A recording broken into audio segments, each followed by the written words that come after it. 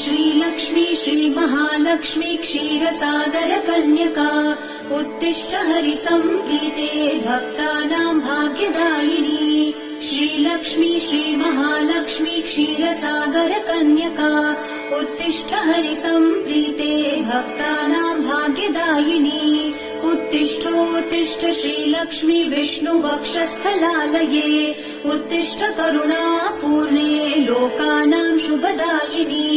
उत्तिष्ठोत्तिष्ठ श्रीलक्ष्मी विष्णुवक्षस्थलालये उत्तिष्ठ करुणापूर्णे लोकानां शुभदायिनी श्रीपद्ममध्यवसिते वरपद्मनेत्रे श्रीपद्महस्तचिरपूजित पद्मपादे श्रीपद्मजात जननी शुभपद्मवक्त्रे श्रीलक्ष्मी भक्तवरदे तव सुप्रभातम्।